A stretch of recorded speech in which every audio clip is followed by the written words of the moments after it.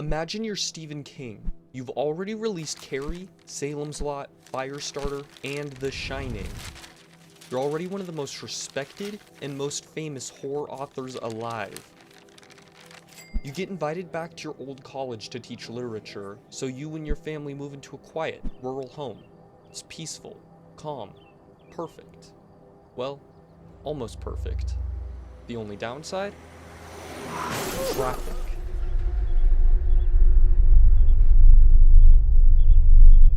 What if I told you there was a story so disturbing, so depressing, that even King himself thought it went too far?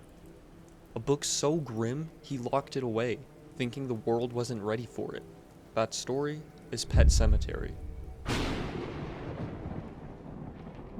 The movie begins with the truck barreling down the road, with absolutely no speed limit signs. I'm sure that won't be a problem.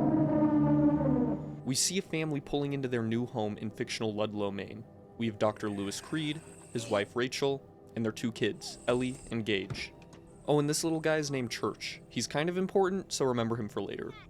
Ellie is swinging on a tire when she notices a funky path that wasn't anywhere on the Zillow listing. Weird. The swing snaps and Lewis and Rachel come to check on her, completely disregarding their toddler on the driveway, mind you. When they remember that they had an infant around here somewhere, they see him waddling towards the street, with a bipolar trucker who is for some reason honking the horn while flooring it at the same time. But luckily for the Creeds, their neighbor Judd yoinks him out of the street and saves the day, introduces himself and warns them about the road, and all the roadkill it produces. They ask him about that sketchy trail, and being the man that he is, he offers a free tour. I'll take you up there sometime. All while seducing them with that luscious golden voice of his.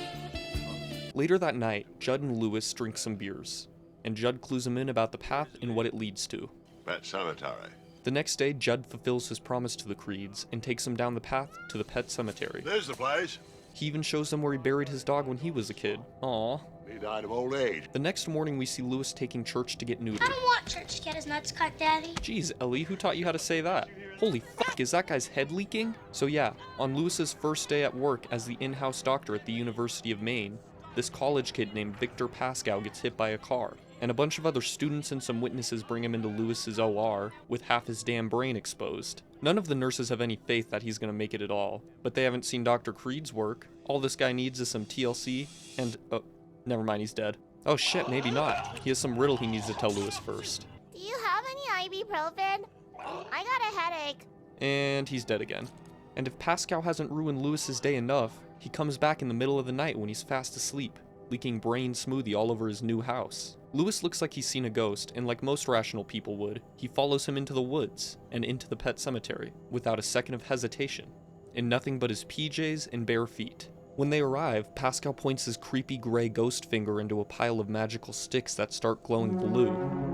Why are you blue? The blue sticks are too much for Dr. Creed, so Lewis curls up on the ground and Pascal does his best Pinhead impersonation Barrier was not meant to be crossed. while levitating away.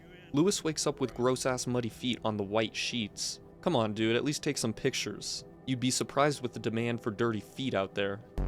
Rachel's leaving and taking the kids. Back to Chicago, of course, to spend Thanksgiving with her parents. Lewis stays behind to hold down the fort, and because he's not the biggest fan of Rachel's parents in the first place. Later, he gets a call from Judd, telling him that Ellie's cat Church had croaked on his lawn. Wait a second, is that even Church? Yep. That's Church, alright. Aw man. Judd brings Lewis to the pet cemetery to bury Church, only he wants to go past the magical blue sticks, against the doctor's orders. Oh, we can't climb over that. Lewis snaps a branch and eats shit, but luckily for Dr. Creed, he has Judd to give him a hand. Lewis. They trek on through the woods and eventually make it to Judd's secret burial ground. Just kidding, it belonged to an old Native American tribe known as the Micmacs. He throws his bag of Church in there and they head back. The next day we see him doing a very lazy attempt at raking, before coming inside and getting jump scared by an undead Church. Meow. He goes outside with some meow mix to lure Church close enough to get a better look at him, only to get scratched in the face and sending Church running.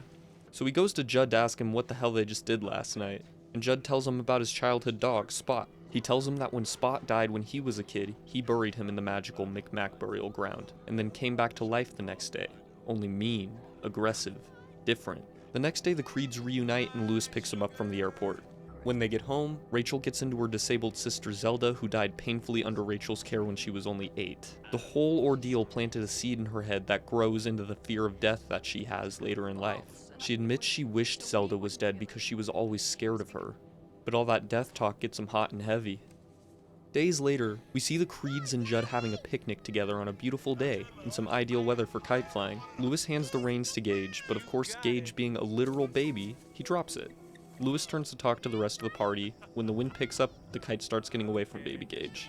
While the adults are busy chatting, Gage starts to chase it towards the road, and by the time they notice, tragedy.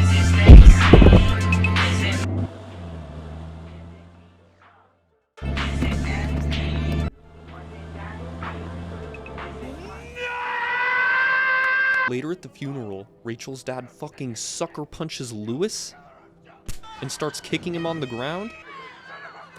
The bald asshole falls back into Gage's casket, flashing his corpse to the entire crowd.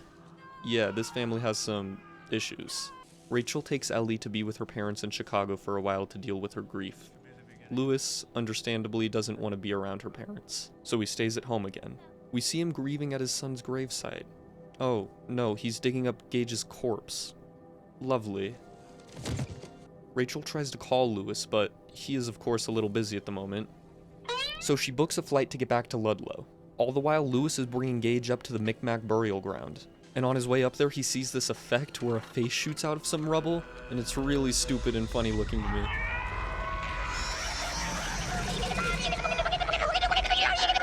At the home stretch of Rachel's drive, a tire on her car blows out and she ends up in a ditch, taking the rest of the way on foot. Eventually, she hitchhikes and gets picked up by one of the same trucks that killed her son. Lewis finishes up Gage's second burial and gets home tired, dirty, and beat.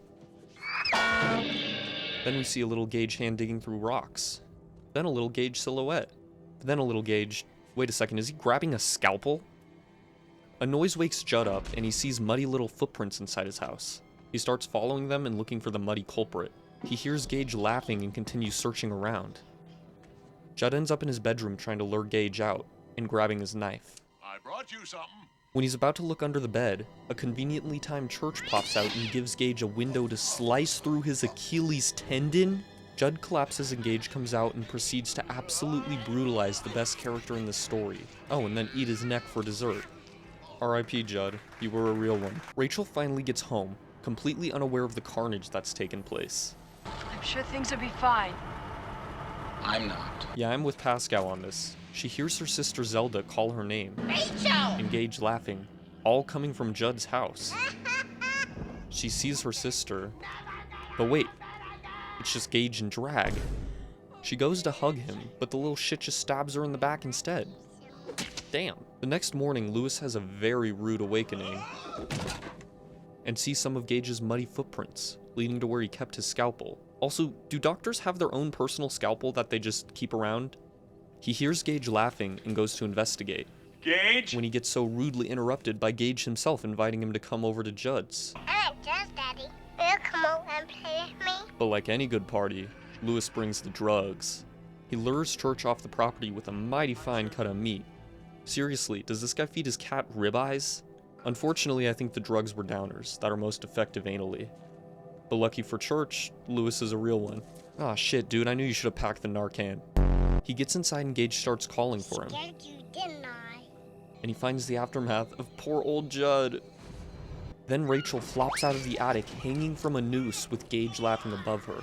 Did that baby seriously get a grown woman in there? Gage Superman dives into his dad, knocking the drugs out of his hands, before biting a goddamn chunk out of his chest. Lewis manages to get up and fight Gage off of him. Good thing he packed some extra drugs in his pocket. He manages to put him down and end this madness. But not without Gage being a little sore loser. No fear. Hey man, I think that's a crime scene now. What are you doing? I just wanted to aura farm and walk away from a burning building. Fair, fair. At least he's saving Rachel's body from the havoc. Oh god. Well, as long as she has a good personality, man.